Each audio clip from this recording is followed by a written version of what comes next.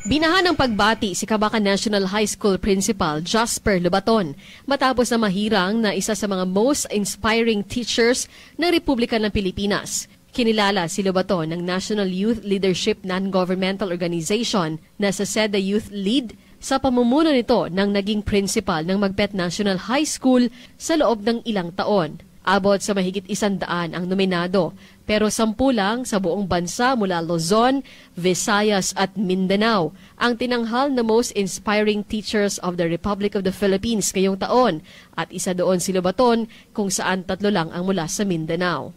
Iginagawad ang taunang parangal sa mga guro na nagpakita ng dedikasyon sa youth formation at community impact, lalo na sa mga lugar na kulang sa serbisyo kung saan hinuhubog ang isip at pagkatao ng mga kabataan. Maliban sa academic, itinampok din ang moral leadership, grassroots service at transformative educational work.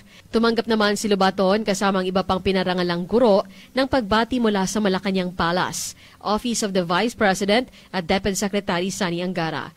Pinasalamatan naman ito si SDS Romel Flores, CESO 5 at Dave Ceseda sa pagtitiwala sa kanyang kakahiyan. Ang naturang award anya ay nagbibigay sa kanya ng dedikasyon para magpatuloy na maglingkod at magbigay ng inspirasyon sa mga estudyante at guro.